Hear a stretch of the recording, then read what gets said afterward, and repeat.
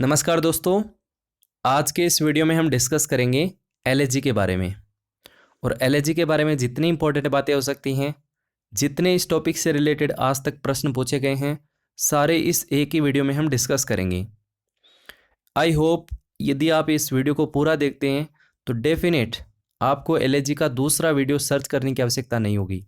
चाहे आप रिवीजन कर रहे हैं, चाहे आप पहली बार देख रहे हैं, डेफिनेट आपको समझ में आएगा। यहाँ पे मैंने कुछ क्वेश्चन लिखे हैं जिन पर हम थोड़ा सा पढ़ने के बाद हम इनको हल करेंगे। ये अब तक के जितने भी प्रश्न हैं वो पूछे गए हैं। और मैं आपको बता दूं कि एलएजी के संबंध में बिल्कुल जनरल क्वेश्चन पूछे गए हैं। यदि आपको जरा से भी एलएजी की समझ है, एक बार यदि आपने थोड़ा सा भी पढ़ा है, समझा है, तो डेफिनेट आपका प्रश्न गलत नहीं होगा। और उम्मीद करता हूँ भविष्य में भी आपको रिपीटेशन प्रश्न देखने को मिलेगा इस टॉपिक से रिलेटेड। इसलिए एक बार इसको ढंग से पढ़ लीजिए और बार बार आपको समय खराब करने की आवश्यकता नहीं है।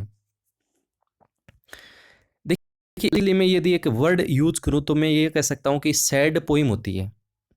सैड पोइम है, इसका मतलब क्या है? एलर्जी है। अब ये सैड कैसे है? तो ये सैड को आप ऐसे समझिए कि मान लीजिए आपका कोई परिचित मर गया, उसके एवज में आप विलाप कर रहे हो, उसके एवज में आप कोई गीत गा रहे हो, अपने जो अपनी खुद की जो फीलिंग्स है उसको आप शेयर कर रहे हो और खुद को ढांढस बंधा रहे हो कि यार वो गया नहीं है, वो यही है। तो ये एक आपका जो अभिव्यक्ति करने का तरीका है, ये एक आपकी जो एक कविता है, वो क्या है? एलर्जी है। उम्मीद करता हूँ समझ में आ गया होगा। अब इसको देखो, हिंदी में तो इतना ही है, बाकी इंग्लिश इंग्लिश में यदि बात करें तो 3-4 कीवर्ड हैं। वो यदि आपको याद है तो बिल्कुल एलर्जी के बारे में आपको कहीं और जाने की आवश्यकता नहीं है। जैसे सबसे पहला पॉइंट ये है, ए मॉर्निंग सॉन्ग। अब सबके अर्थ वही हैं, कहीं शोक गीत है, कहीं विलाप करना है, कहीं दुख वाली घटना की बात होगी, चीज़ें वही हैं। आपको इंग्लिश वाले टर्म आपको याद रखने हैं। ए मॉर्निंग सॉन्ग का मतलब भी क्या है? यहाँ शोक गीत है, विलाप करने वाला है। ठीक है, तो ऐसा गीत, इसको भी हम क्या बोलेंगे? एलर्जी बोलेंगे। ये कीवर्ड आपको याद रखना है, एग्जाम में पूछा हुआ है। इसके बाद अगला कीवर्ड है लेमेंटेशन। ये वही है विलाप करने वाला, ये भी आप याद रखिएगा। इसके बाद थोड़ा सा मैं एलर्जी के आपको फोनेटिक ट्रांसक्रिप्शन बता देता हूँ, क्या पता पूछ लिया जाए एलर्जी का बार। तो देखो, एलर्जी में ए आता है तो ए के लिए हम यूज करते हैं ई का। ये ए ले, ए के लिए ये आ जाएगा, और जे जी से आ रहा है तो, और वाई के लिए ये आ जाएगा। ये एलर्जी का फोनेटिक ट्रांसक्रिप्शन है, थोड़ा सा याद रखिएगा, दिमाग में रखिएगा, बाकी क्या पता पूछ ले एग्जामिनर, है ना। इसके बाद ये फ्यूनरल सॉन्ग है, ये भी आपको थोड़ा सा फोनेटिक ट्रांसक्रिप्शन बता देता हूँ। चीज़ें वही हैं। फ्यूनरल, फे यू के लिए देखो ये आएगा, ये ने। अब आप कहेंगे कि सर एलर्जी चल रहा है और यहाँ आप पढ़ा रहे हो कौन सा टॉपिक? Phonetic transcription. कई बोलेंगे फोनेटिक ट्रांसक्रिप्शन हट गया, अपने तो सिंबल ही है, तो सिंबल कैसे निकालोगे? ट्रांसक्रिप्शन वो आएगा तब निकालोगे ना। तो ये थोड़ा थोड़ा याद रख लो, तो क्या दिक्कत है? एक बार आप इसके फोनेटिक बना लोगे तो आपको याद रहेगा कि यार फनरल किससे संबंधित था, फ्यूनरल किससे संबंधित था, लेमेंटेशन किससे संबंधित था, मॉर्निंग किससे संबंधित था? एलर्जी से था। एलर्जी में हमने पढ़ा था, तो याद रहेगा, इसीलिए हम करते हैं। अगला पॉइंट ये एग्जाम में आया हुआ है कि सेंस ऑफ लॉस। एलर्जी जो है वो आमतौर पे किसको अभिव्यक्त करती है? Sense of loss. यहाँ नुकसान का मतलब क्या है? जिसको आप खो देते हो, उसके एवज में जो एक विलाप करते हो, उसको एलर्जी बोला जाता है। थीम आपको पूछे तो सीरियसनेस होगा, इज सीरियसनेस। ठीक है, सीरियस कह सकते हो। The allergy is identify its subject matter. जी हाँ, एलर्जी जो होती है वो ऐसा नहीं है कि ये किस पे डिपेंड करे। सब्जेक्ट जो विलाप करने वाला होता है उसका सब्जेक्ट मैटर कैसा है, उस पे डिपेंड करती है। ये वार के रूप में है या फिर सैड के रूप में है, या फिर आप कह सकते हो, तो ये किस पे डिपेंड करती है? उसके कंटेंट पे डिपेंड करती है, सब्जेक्ट मैटर कैसा है। एलर्जी की यदि हम अवस्था की बात करें, स्टेज की हम बात करें, तो हम ये ऐसे कह सकते हैं कि सबसे पहली जो अवस्था होती है उसको हम लेमेंटेशन कहते हैं। पहले वो विलाप करता है, उसके बाद एडमायरेशन। एडमायरेशन का मतलब होता है एक प्रकार से प्रशंसा करना। अब जो गया है, सीधी सी बात है, कौन विलाप करता है? जो अपना कोई साथी अच्छा होता है उसके हम विलाप करते हैं। यदि वो हमें अच्छा लगता है तो उसकी वो प्रशंसा को गाता है कि यार वो ऐसा था, वो ऐसा था, एक पोइम के रूप में, है ना। उसका आदर्श रूप ही ये एडमायरेशन करता है। और लास्ट में आता है इसका, लास्ट की जो अवस्था है उसको बोलते हैं कॉन्सोलेशन। इसका मतलब होता है जैसे खुद को ढांढस देना, खुद को तसल्ली देना कि यार वो गया नहीं है, वो यहीं है। तो ये भी आपको थोड़े से 3 ये पॉइंट लिखे हैं मैंने, बाकी इनसे प्रश्न तो आज तक नहीं बना है, थोड़े से दिमाग में रख लेना कि पहले तो जो पोइट है वो कवि है। पोइट की तो क्या बात करेंगे, कोई भी हो सकता है ना। पहले लेमेंटेशन करेगा, विलाप करेगा, और उसके बाद में उसके एडमायरेशन को गाएगा, और उसके बाद वो खुद को तसल्ली देगा। अब देखिए मेन चीज़ यहाँ पे आते हैं, कुछ इंपॉर्टेंट एलर्जी हैं। यहाँ से प्रश्न बन सकता है, डेफिनेट बन सकता है। कोई तगड़ा प्रश्न बनाए तो यहाँ से ही बनेगा, क्योंकि ऊपर वाली तो कुछ लिमिटेशन चीज़ें हैं, एक बार पढ़ ली तो याद हो गई। ये चीज़ें आपको याद करनी पड़ेंगी। अब मैं कोशिश करूँगा कि आपको इसी वीडियो में मैं आपको याद करवा दूँ। देखो, सबसे पहले देखो पेस्ट्रल एलर्जी, इसके बारे में ये पूछा जाता है कि पेस्ट्रल एलर्जी क्या है, ये किससे रिलेट करती है। तो देखो, ये शेपर्ड की डेथ हो जाती है, उसके एवज में गाई जाती है। इसमें क्या होता है कि जैसे मान लीजिए कोई पेस्ट, यहाँ पे शेपर्ड का मतलब जो होता है, जो गडरिया होता है, जो जिसको हम गवाला कह सकते हैं, चारावा कह सकते हैं, जो ऐसे नहीं होते अपने आम तौर पे, जैसे कि गाय भैंस को चराने वाला है या भेड़ को चराने वाला, बकरियों को चराने वाला है, वो एक उसका साथी मर जाता है, जो गवाला होता है उसका साथी मर जाता है, उसके एवज में जो दूसरा जो शेपर्ड होता है वो इस प्रकार के पोइम्स को गाता है, तो उसको बोला जाता है पेस्ट्रल एलेजी। तो उम्मीद करता हूँ समझ में आ गया होगा, याद रहेगा आपको। इसके बाद एक फेमस एलेजी है लेसिडस, ये भी आपको याद रखना है, जॉन मिल्टन की है। देखो याद करने का तरीका भी है, लेसिडस एक में ही आता है एल, और एल के बाद क्या आता है, एम आता है, एम से आपको याद रखना है मिल्टन, जॉन मिल्टन। उम्मीद करता हूँ समझ में आ गया होगा। एल एक ही जगह आएगा एलेजी में, कब आएगा, लुसिडस में आएगा, लेसिडस में यहाँ से आएगा, और एल के बाद क्या आता है, एम आता है, तो एम से हो जाएगा मिल्टन, जॉन मिल्टन। ये एडवर्ड किंग के लिए लिखी गई थी, है ना, जॉन मिल्टन ने। इसके बाद देखो, elegy written in a country, churchyard, ये भी एक फेमस एलेजी है, और ये लिखी गई है थॉमस ग्रे की।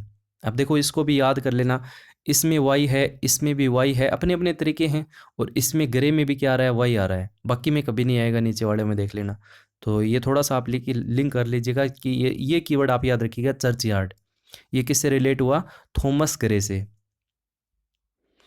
अगला है देखो इन मेमोरियन, ये भी एक फेमस एलेजी है, ये इम्पोर्टेंट है, ये भी इम्पोर्टेंट है, और इन मेमोरियन ये भी इम्पोर्टेंट है, तीनों इम्पोर्टेंट है, याद रखना। ये है एल टेनिसन की, अल्फ्रेड लॉर्ड टेनिसन। देखो इसको कैसे याद रखेंगे, मैं आराम से आपको याद करवा दूंगा। टेनिसन को आप ऐसे समझिए कि टेनिस की गेंद, और मेमोरियन को आप मेमोरी से लिंक कीजिए। अब लड़कियों की तो बात नहीं कहूँगा, लेकिन लड़के जो हैं जितने भी हैं, टेनिस की गेंद से तो कभी ना कभी खेले ही होंगे, बिल्कुल खेले होंगे, और उनको आज भी ये बात मेमोरी में याद पड़ी है। मेमोरी उनकी कहती है कि हाँ यार, ये बंदा टेनिस से खेला हुआ है। तो टेनिसन से किसका मतलब, किसका रिलेशन हुआ, मेमोरी से हुआ। तो मेमोरियन, इन मेमोरियन किसकी फेमस एलेजी है, ये आप कहेंगे अल्फ्रेड टेनिसन की, लास्ट वाला याद रखिएगा, टेनिसन। थोड़ी थोड़ी आप ट्रिक लगा के याद करोगे तो याद हो जाएगा, इतनी कोई बड़ी बात है नहीं। और ये ऑर्थर हेनरी हेलन के एवज में लिखी गई है, ये भी आप थोड़ा सा याद रख सकते हैं, हेनरी हेलन, ठीक है, एच एच। चलिए, एडोनाइज, ये है पीबी सेले की। जॉन जॉन ये कौन है, जॉन कीट्स के आई टी ई एस, ठीक है, जॉन कीट्स। एडोनाइज है, ये फेमस एलेजी है, ये किसने लिखी है, पीबी सेले ने। ये आपको एक खुद को याद करनी पड़ेगी, इसकी मेरे पास कोई ट्रिक बनी नहीं, बाकी एक दो बार देखें तो बिना ट्रिक ही याद हो जाएगा, है ना। और ये इंपॉर्टेंट है, ओ कैप्टन माय कैप्टन, है ना, ओ कैप्टन माय कैप्टन, ये किसकी फेमस एलेजी है, ये वॉल्ट विटमैन ने लिखी है। किसके एवज में, जो अब्राहम लिंकन था उसके एवज में, उनके जो हत्या की गई थी, उन 1865 को बताते हैं। मैंने तो खुद भी नहीं पता, क्योंकि साइंस बैकग्राउंड से हैं तो इतना नॉलेज रखते नहीं हैं। आप लोगों को पता होगा, अब्राहम लिंकन की जब हत्या की गई थी, वो तो उनके साथी थे वोल्ट विटमैन थे, उन्होंने ये फेमस एलेजी लिखी थी, ओ कैप्टन माय कैप्टन। तो ये मैंने कुछ फेमस एलेजी पर बात की है, दोबारा देख लेते हैं। देखो, पास्टरल एलेजी शेपर्ड से, पास्टरल गवाला, है ना। लेसिडस, एल के बाद क्या आता है, एम आता है, मिल्टन हो जाएगा, जॉन मिल्टन।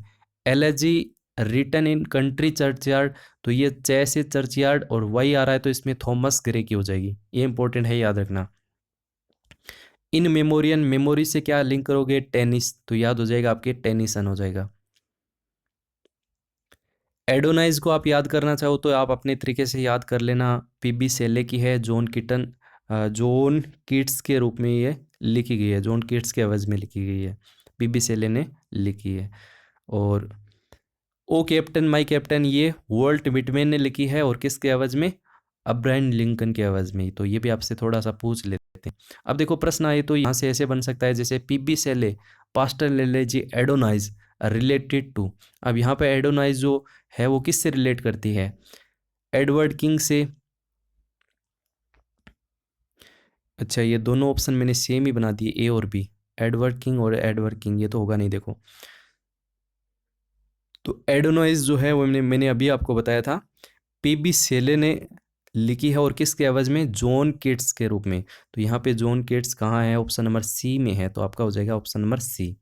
ये थोड़ा हाई लेवल का प्रश्न बनता है, बाकी एक बार चीज़ें याद हो जाती हैं तो कितना ही बड़ा हाई लेवल आए, प्रश्न सही होगा तो इतने में होगा, बाकी तो आप कितने पढ़ लो, हकीकत है ये।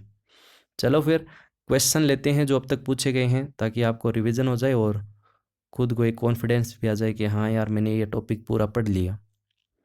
N elegy is a, elegy क्या है, सैड पोइम। अब इतना नाम ध्यान में आते ही नीचे जाने की जरूरत नहीं है, आगे पढ़ने की भी जरूरत नहीं है। यूजुअली अबाउट समवन डेथ, किसी की मृत्यु, यहाँ किसी का मतलब क्या है, अपना करीबी है, जिसे आप प्यार करते थे, बेहद चाहते थे, उसकी मृत्यु हो जाती है और उसके एवज में आप सैड पोइम गा रहे हैं, ये क्या है, एलेजी है। तो ए ऑप्शन था बिल्कुल, नीचे जाने की भी आवश्यकता नहीं है।